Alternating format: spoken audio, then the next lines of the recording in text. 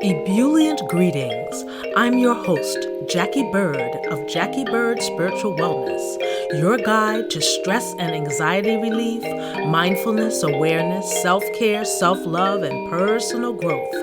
Welcome and thank you for joining me as we roll with peace in mind. I hope that you are having a great holiday or had a great holiday by the time that you hear this. I sound a bit like a baritone, a little under the weather, but feeling all right. I want to thank you for 2021, my listeners, and I'm wishing you a fabulous 2022. Speaking of 2022, I have a workshop, if you are listening to this and it's still December 29th.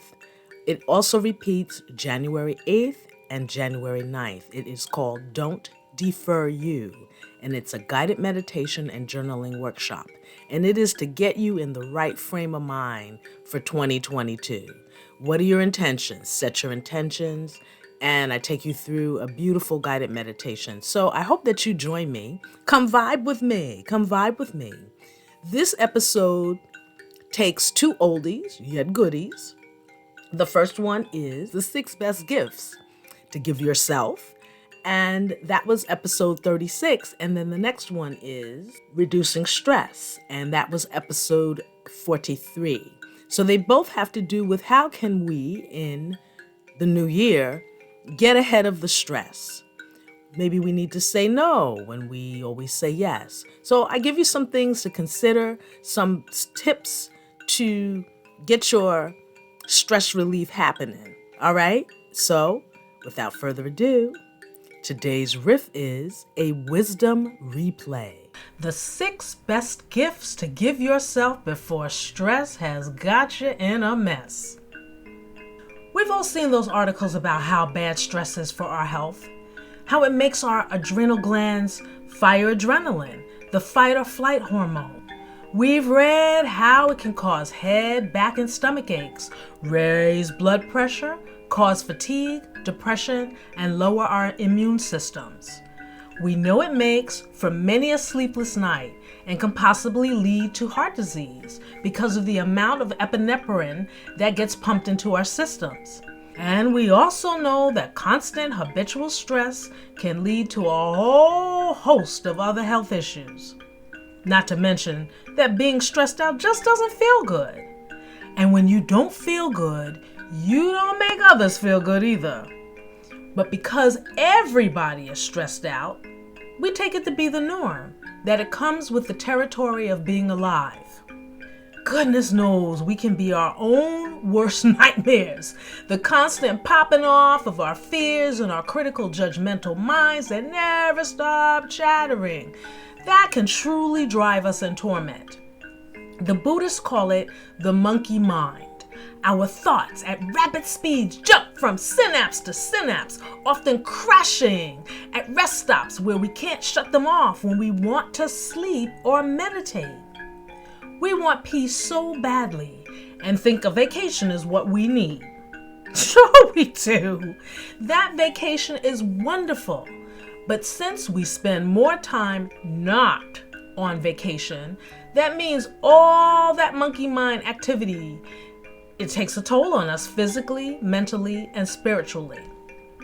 Truly, the way to creating peace within your mental space is in recognizing the mind wars we assault ourselves with, complete with guerrilla fighters like the voice of your mother or father, your boss, the media, your friends, etc. We are constantly under a barrage of judgments, dressing downs, belittlings, and insults. How many of us casually call ourselves stupid or a brand new fool? That's not a very nice thing to say, even to yourself, yet we do it constantly, habitually. We don't even realize the siege that we are both our own jailers and captives. I like that phrase, kind of cool. Seriously, we are always under a barrage, a siege, and we are both our own jailers and captives. I had to say that again. Being unaware, Our thoughts become things that just float between the synapses, hurtling us around like we're in a boat during a storm with a dead engine, and our moods go up and down, riddled with stress and anxiety, sometimes to the point of depression. Especially during COVID, some of us are losing our last ever-loving minds. But did you hear what stress does to us? Why keep doing that to ourselves? You don't have to emulate a stressed out lifestyle because everybody else is doing it. You, and I mean you, can break the chain. Doesn't mean you won't feel stress or be aware that there's stress. But if you crown yourself with the 6 best gifts on a regular basis, you won't be quite the mess when stress comes your way. You'll be able to go with the flow better, recognize solutions much faster, and become even more productive, creative, and efficient. So just before you feel your eyeballs are about to pop out of your head, or if they've done so already, number 1, tell yourself to go to your room. The room I'm referring to is the one in your head where there's a quiet space amidst the buzzing of the chattering mind. Give yourself timeouts periodically. Step away from your work. Go someplace you can grab a moment to take that time out. Close your eyes. Cup your hands over them to temporarily block out the glare of the lights. And take a deep inhale through your nose. Then exhale slowly through the nose. And when you breathe, feel like you're filling yourself up like a balloon. And letting that air out, and your body lets go of stress and tension and relaxes. Take another hit of air slowly. Feel yourself filling your ribcage up. Exhale even slower. Repeat if you have time. Remove your hands, give them a shake, and you're ready to slay again. Repeat throughout your day. A little goes a long way. And I know, some folks got small children, and that's challenging. But I got a little bit more to say about that in a minute. View taking time out to go to your room as an Uber Mini Express staycation. Similar, but to be done at another point in your day. Number 2, take MHBs, mental health breaks. Step away from social media, the news, any and all screens. Don't talk about the state of the world or anything you fear or find aggravating, and do something enjoyable. Not because you have to, but because you want to. Even if it's just staring out the window holding a cup of coffee. Especially challenging if you have small children, but employ creative means to make it happen. Perhaps having them join in. Children learn so much from observation. Establishing wellness practices while they're young shows them the importance of being mindful custodians of their well-being, as they will take note of the changes they see and feel from you as a result of your mindfulness practice. Practicing self-love is being your own BFF. And number 3, saying yes does not mean no when you really mean no. No means no. Saying yes when you mean no gets you into so much trouble and aggravation. I know you can think of all the times you said yes when you meant no. The aggravation ain't worth it. I hear people say things like, I really didn't want to, but I felt obligated. And even though it was inconvenient, I said yes, and it turned out to be a nightmare. Or, I hate doing things for that person. I always feel taken advantage of. I hate myself for always saying yes, but I feel like I have to. No you don't. That is one of the most self-destructive, stressful things we do to ourselves. Agreeing to stuff we don't want to do, and we convince ourselves we have to do it. People pleasing makes everybody happy except you. Unhappiness is a stressful state of being. Say no when you mean no. The next time Mr. or Ms. Take Advantage comes around and asks you to do something you don't want to do, and they give you that pleading or menacing look, say no! Then stick to it. They may try to impose their will or opinion upon you, and your critical inner voices will try to dish you to make you feel bad. You really should do it, you know. You really should do it, you know. But don't give them a room in your mental space. Say no and keep on keeping on. When you get the hang of it, you'll thank yourself profusely.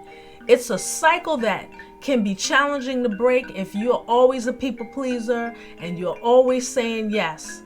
But when you say that first no, oh my gosh, you're going to be like, you can either be freaking out or you can be like, oh, free.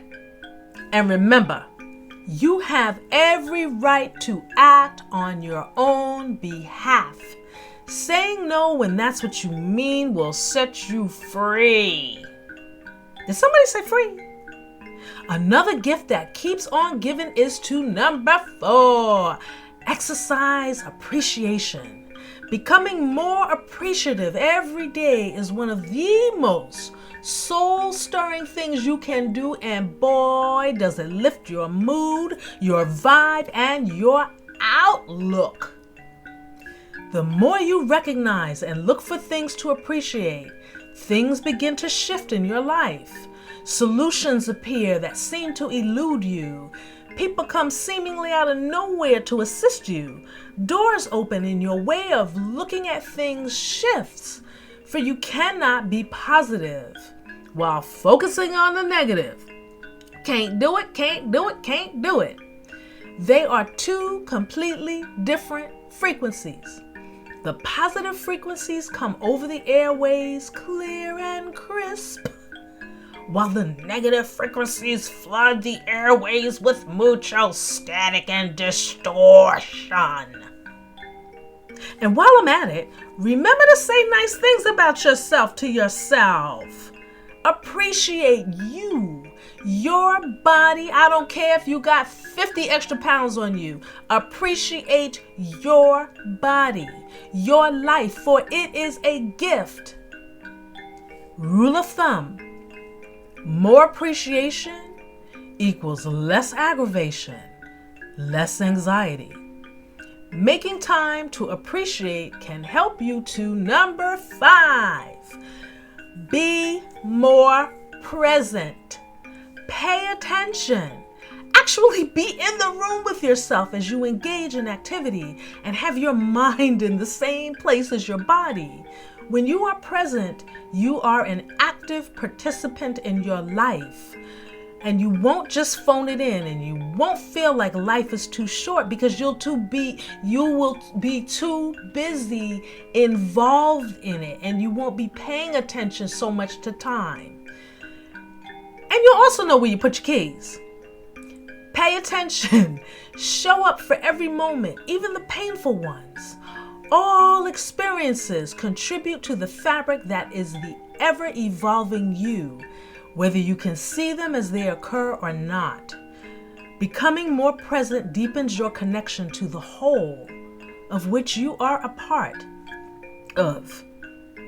Become present more often and you will be more aware of what your stressors and triggers are before they dig in to take hold. Number 6, begin or deepen a meditation practice. I know you know it's good for you because you read all those articles too. And you have tried to meditate, thank you very much, but you just can't get into it. I hear you. Quieting the mind can be a gargantuan undertaking. Even the thought of it is like, say what? But if that practice eludes you, consider guided meditation to help you get going. It's like an express train with food service, taking you directly to calmer, grounded, and more balanced, provided you employ the gift of number 5, being present. We are so busy doing, thinking, and entertaining our chatterbox minds that being still for as little as 5 minutes can serve as a respite, a pause button, a direct line to our deeper knowing selves. And that's where peace lives. And the good thing is, stress is not allowed through that door. Slowing down momentarily allows our overworked adrenal glands a moment to chill, our blood pressure to lower, our jaws to unclench. There are many resources out there. You owe it to yourself to gift yourself with oodles and oodles of presence to connect to your inner peace and well-being, especially during these uncertain times. It may sound like attempting the impossible, learning to become more calm, less stressed, less anxious in these most stressful of times. But think of it this way.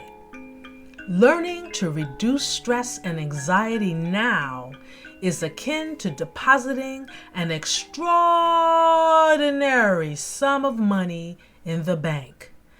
You're depositing into the bank of your well-being, the gift of your life. A healthy lifestyle is not only being mindful of eating and exercise habits, but to really live our best life includes becoming acutely aware and attentive to our mental health and well-being. It is a game changer. Number 2 in the wisdom replay. Reducing stress. Be an advocate for your well-being, no matter what is going on. I know. You may be saying, Bird, you expect me to be thinking about my well-being when the sky is falling? The world is falling apart. I'm worried for my loved ones, my friends, the economy. What are you talking about, girl? Oh yeah, I know we have a multiple of scenarios we're living with, such as, I am out of work, alone and miserably lonely. I am working from home with school-aged children doing remote learning. I am taking care of my aging parents and or in-laws. I am separated from them and worried for my aging parents. My business will go bankrupt if I can't open, and I will lose everything I have worked for so long, you know what I mean. Yes, so many different situations we are suffering through, and I can hear some of you saying, how do you expect me to be an advocate for my own well-being when we are in crisis mode of epic proportions? I've got more stress now than ever. Oh gosh, I do hear you. We are all affected by this global event in some way, shape, form, or fashion. And yes, with all that is going on, that is exactly why you must be an advocate for your well-being. As we are seeing people getting sick, leaving the planet, it's more important now to really get a handle on your well-being. The more you freak out, the more you worry, the further away you move from any semblance of well-being and balance, and could ultimately be of no use to anyone, let alone yourself. So, we're freaking out, we're doing what we're doing, and we seek solace on social media. And when a bunch of us get together on social media, further fanning the flames of fear, it may feel like solidarity, but nothing really gets accomplished, except upsetting ourselves even more. Becoming more calm is an ingredient in advocating for our well-being, and it benefits everyone.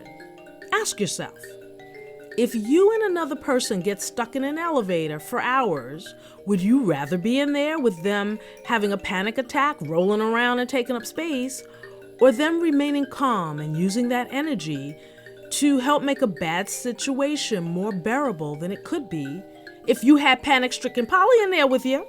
And have you ever been in a situation where you were so scared, you were scared out of your gourd, but you remained calm and you were able to help a stranger chill out?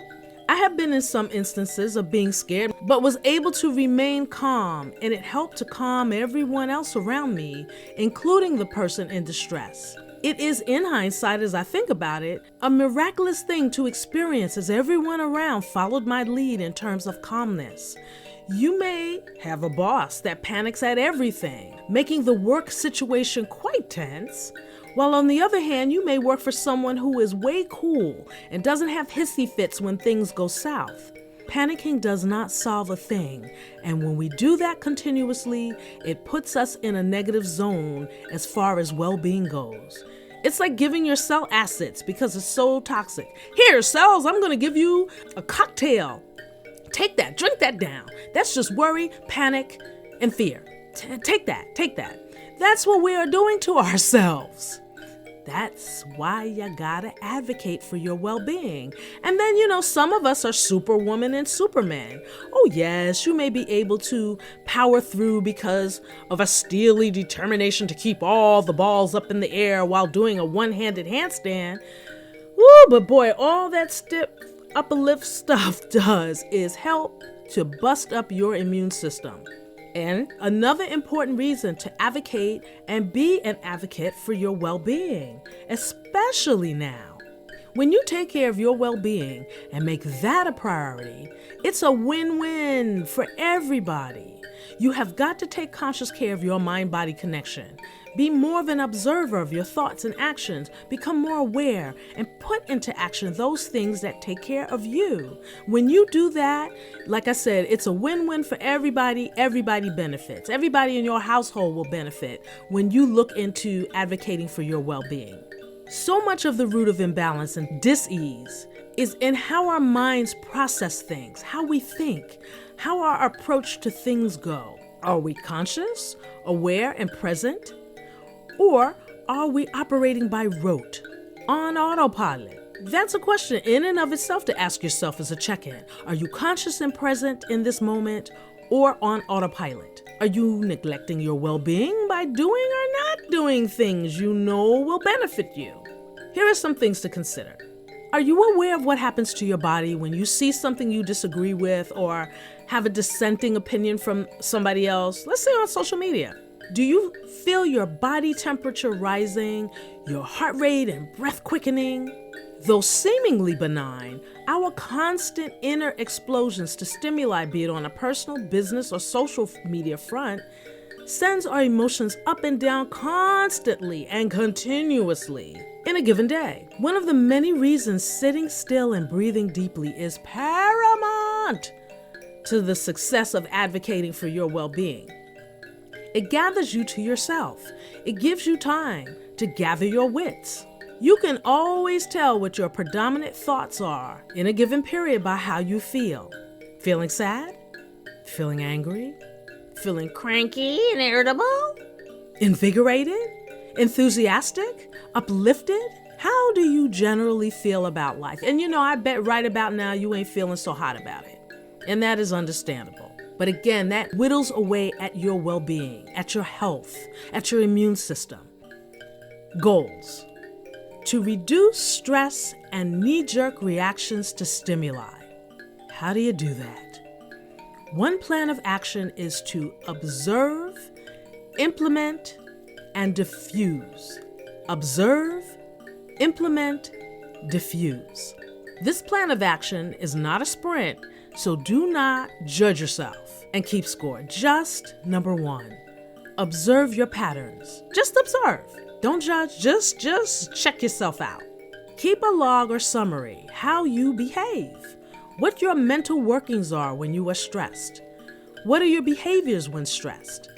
And these are not things to ask your partner, children, or friends about. This is about you recognizing your behavior. So, do you start worrying or imagining the worst that can happen? In other words, using your imagination to create the things you don't want? Do you over or undereat? Do you smoke? Do you bite your nails? Do you bite your lip or clench your jaw when you're stressed or worried? Do you engage in uncontrolled leg tapping or shaking? Ooh, I see that a lot on the train. Great googa mugga. Do you have uncontrolled thoughts in a racing mind? They call that the monkey mind, the Buddhists. I bet you do. That is what we're all working on. Do you get headaches constantly? Backaches? Stomach aches? Do you snap at people and loved ones when you're irritable? You have bad moods often? Do you get or stay depressed for long periods of time? Do you spend a lot of your day holding your breath, waiting for the other shoe to drop? Truly observe your behavior. That's all. That list that I just gave you, see if you do any of those things. If you do something else, figure out what that is. Observe what that is. And remember, there's no judgment here. This is the fact-finding part of advocating for your well-being. Remember, initially, until you begin to recognize patterns without the need for reminders, keep a journal and document what you discover. Once you have, document what you discover, particularly when you really are stressed, which I would guess would be about now. Once you have observed and pinpointed how you behave, react, or are affected by unpleasant and stressful stimuli, the next phase is to implement. To implement measures to ultimately change the behaviors and reactive patterns you have to stressful stimuli. This entails A, taking deep breaths, long in-breaths, followed by slower out-breaths. Deep breathing is key in reducing stress levels and taking charge of your well-being. B, inserting a mantra during the deep breathing that you can either find or create, like, I am calm, I am guided and protected. I acknowledge the fear and I release it. I will know what to do. I got this. I am capable. Even when I feel like I'm not, I am capable. I am in receivership of answers. I am centered. Or whatever mantra works for you. I tell myself, stop. Sometimes, depending on my insistence of the replaying of the thought over and over, I just say, stop. Just stop. Matter of fact, yesterday, the temperatures really dropped and the heat had been turned off by the landlord. I have a feeling he may not have been around, but anyway, it was cold, and I hate being cold. So I'm, doing my thing. And I find myself starting to play that thought over of, I'm cold, it's cold, this shouldn't be happening, this is ridiculous, blah, blah, blah, blah, blah. Stop. Just stop. And as soon as I observed, I implemented the mantra to just stop. And then I took a pause and I went on about my business. This is something that is lifelong. This is not something that you will immediately or in the long run master. There are always going to be things that push your buttons and you will have to recalibrate. You will have to remind yourself of the tools. These are tools to use when you find yourself getting a little crazy. So you may have to play with a few mantras to find the right one or have a few to use in different situations. Mantras are great tools to help you put the brakes on. Runaway thoughts to get you to snap out of that. A, breathing. B, mantras. C, changing your mindset about the situation, person, place, thing, or what you just read that gets you all riled up. If it is a situation you cannot leave or change at the moment, then changing your perspective about the situation will help to lower your stress and pushing back about whatever it is that you don't like. At the same time, implement the changes you intend, not wishing, not hoping, but intend to create for yourself in reducing stress and igniting your well-being. Again, keep a written or digital journal, and remember, our behaviors are habitual, practiced over time, over years. It will take time to adjust them, to recalibrate them.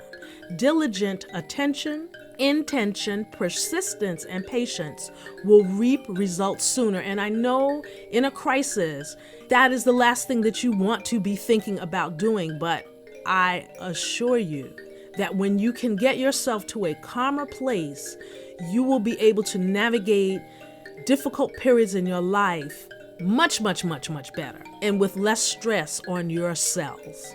As you move through action number 2 to implement after you have number 1 observed your behavior, you move to 3, diffuse the stress. Whenever you feel stress rising, that's observing. Because of your practice, you can shift into implementing the breath, implementing the change your mindset with your mantra, and this lowers your blood pressure, slowing your heart rate, calms the adrenal glands that fire adrenaline and arrive at a more centered state. So doing the 2, observing and implementing, allows you to begin to diffuse the stress. Doesn't mean you make the stressor go poof, because the stress is going to be right in your face, the stressor, but your reaction to it is what this plan is about. And in this plan, the question is, what other things can you do for yourself that will raise a sense of well-being? Limiting how much social media and news you inhale is one concrete thing you can do right off the bat. Becoming much, much, much, much more discerning in what you give your attention to is key. Sometimes I am so worn out after scrolling down my news feed, my emotions thrown every which way. I'll find myself asking, why am I so irritable? It could be like, maybe a couple of hours later and I'm doing something else and it's like, why am I cranky? That's the observing phase. And many times I can trace it directly back to what digital content I had consumed. Social media, while a part of how we roll, can be lethal to our well-being depending on what you swallow. Ooh, how many times have you read someone declaring they were going to take a mental health break from Facebook and social media in general? Have you, while on social media, ever stopped to observe what happens to you? What happens to you when you're on Facebook? Have you stopped to look at that? Check that out. For example, one day I noticed and realized that in response to a post I saw about something crappy happening to a friend's child, that my body had tensed. I was squeezing my muscles as I wrote a response, and I'm furiously typing my response. But before I pressed the send button, I stopped. I took a breath and I asked myself if my comment would help or incite. Would it be a solution or contribute to the chorus of outrage of post after post after post in the thread? Oh my God, that's ridiculous. That's just awful. What was my comment going to do? And in that time, as I'm asking myself this question, and it don't take 10 years to ask the question, it's just poof, right, very quick. In that time, I decided not to post my comment because ultimately it wasn't going to serve any good, not me or to anybody else that read it. And at the same time, when I had that realization and made that decision, I noticed that my muscles loosened. You remove the threat, the perceived threat, and your body goes back to a state of well-being if you allow it to. And I was like, whoa, I gotta watch that. Becoming more aware of how you function. Man, that's like everything. The old fight or flight reactions our bodies do for our protection. Ooh, heart rate, blood pressure go up, muscles stay tightened up so that you can spring into action, and our breathing speeds up, regardless of whether the stimulus is a threat or not. It's our thoughts about what we perceive that makes the body go into overdrive. The more aware we become of self, the better we will be. And for those of you who have an interest in gemstones and crystals, that was some segue, wasn't it? I just jumped into that. But anyway, for those of you who have an interest in gemstones and crystals, there are many with cooling, soothing properties that you can use in your well-being. And I did an earlier episode about stones that will soothe you. You tend to, and this is a generalization here, the lighter blue stones, which govern the throat chakra, your throat area. Those are some good stones to look at. When you hold a stone and take deep breaths, it is a wonderful way to calm, soothe, ground, center, and balance you. They make exceptional meditation aids. And one in particular to check out is the beautiful aquamarine. It's a beautiful crystal. It's called the Stone of Courage. It has soothing and calming energies and would be wonderful in chilling out the nerves using awareness and presence. In other words, you have to use these stones with intention. All stones you have to use with intention. You can't just hold the stone and think, okay, abracadabra, and I'm okay. Nah, you have to put your focus and your intention into what you're doing. It's said to harmonize its surroundings, give support to the overwhelmed, and encourage one to take responsibility for oneself. Credit that line to the Crystal Bible by Julie Hall. And what Robert Simmons of the Book of Stones says about the gorgeous aquamarine is so good. I gotta quote him. These luminous blue gemstones are one of the wonders of the mineral kingdom. They are good for all types of calming and cooling, from hot flashes to anger, yet they also activate the throat chakra, assisting one in the clear communication of one's highest truth. They are stones of the water element, which deals with your emotions, bringing one in touch with the subconscious, the domains of spirit, and our deepest emotions, unquote. Now, this is like where the naysayers come in. They're like, I held stones, I can't feel nothing. You know, whether you can actually physically feel the cooling energy is not the point, so don't get tripped up on that. If you don't feel anything when holding it, the important thing is the thought behind the reason to use it, because the thought of it as being a positive force in its usage and the intention behind it promotes the healing, the soothing, cooling, and calming. All starts with a thought. Take deep breaths when the stress starts to rise. Remember that stress depletes you of your well-being. Hold on to that wisdom throughout your year. Come back to this episode. Listen to the messages. Visit my website. I write a blog. A lot of what I cover in my podcast is also in my blog to remind you. Also, as I said, come to my website. I've got a lot of stuff on there to help remind you to calm and stress down. Forgot to mention, the workshop is virtual, so you can join me from anywhere around the world. The dates are December 29th, January 8th and 9th, 2022. And all of that information is in the description. The link to get more info, find out about tickets, yada, yada, yada. That's all in the description. Please tell your family and friends about this podcast. Word of mouth is the bomb diggity. Also, please consider becoming a patron of this podcast. Your support would be a boost in my continuing to create, host, and produce this baby. And lastly, please visit my website for stress, anxiety relief tools, mindfulness tools. I got a whole bunch of goody things on there. But in the meantime, you know what to do. You got to roll with peace in mind.